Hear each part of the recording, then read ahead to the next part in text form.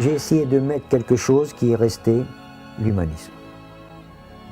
C'était très humain avec les joueurs et très humain dans tous les comportements vis-à-vis de tout le monde.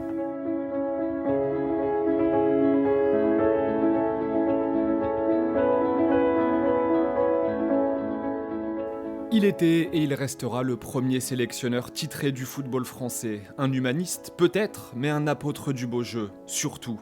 Artisan d'une des plus belles pages du foot français, Michel Hidalgo s'est éteint ce jeudi 26 mars à l'âge de 87 ans. Et parce qu'avant 98, 2000 et 2018, la France a aussi gagné, retour sur un euro qui a changé à jamais le destin de l'équipe de France, avec un grand, très grand monsieur à sa tête. Pour bien comprendre la mesure de ce que représentait l'Euro 1984 pour les Bleus, il faut remonter 2 ans plus tôt et prendre la direction de l'Espagne où la France dispute la Coupe du Monde. Si Michel Hidalgo est sélectionneur depuis 1976, jamais il n'avait atteint une demi-finale. Et ce soir de juillet 82, la France va perdre au tir au but face à l'Allemagne après avoir mené 3-1. Un scénario tragique où l'on aura vu Schumacher, le portier allemand, littéralement pulvérisé Patrick Battiston, qui tombera dans le coma après le choc, une soirée qui restera gravée dans les mémoires sous ce nom, le drame de Séville. 2 ans plus tard, les Bleus n'ont pas digéré, mais arrivent déterminés pour leur Euro à domicile. Le 12 juin, pour son entrée en lice au Parc des Princes face au Danemark, Michel Hidalgo aligne son carré magique avec Luis Fernandez, Alain Giresse, Michel Platini et Jean Tigana. La France s'impose 1-0 grâce à un but de son numéro 10. Quelques jours plus tard, Platini récidive un triplé cette fois-ci et une victoire 5-0 des Bleus face à la Belgique. Hidalgo, qui milite pour un jeu offensif et comblé, ses hommes le comprennent et enchantent un public français qui, dès le deuxième match, se prend à rêver.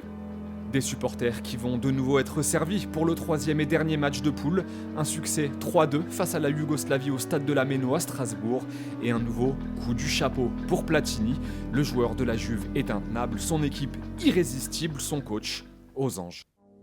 Et c'est au stade Vélodrome le 21 juin 1984 que Michel Hidalgo va probablement diriger le match le plus important de sa carrière jusqu'alors.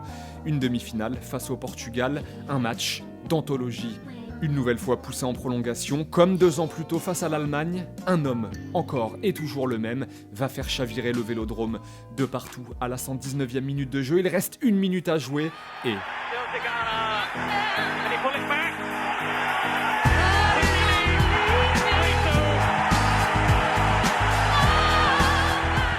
Platini, encore lui, la France l'emporte 3-2, met fin à la malédiction et n'est plus qu'à un match d'écrire la plus belle page de son histoire.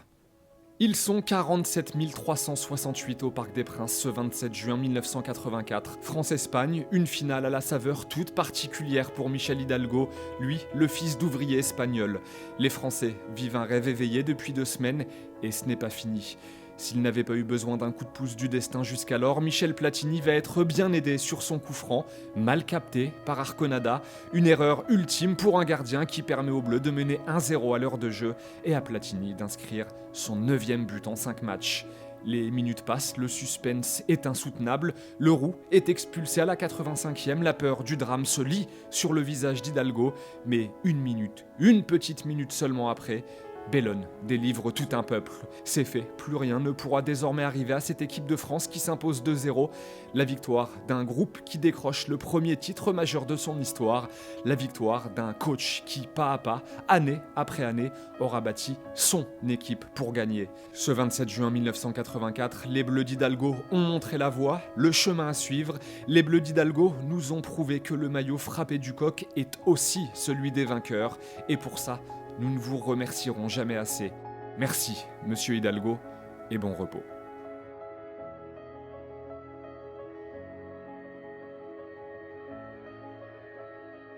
Et n'oubliez pas, les amis, d'aller jeter un coup d'œil aux autres contenus exclusifs de Téléfoot. On est toujours là pour vous, et oui. Et on n'oublie pas aussi, évidemment, d'aller s'abonner. Salut!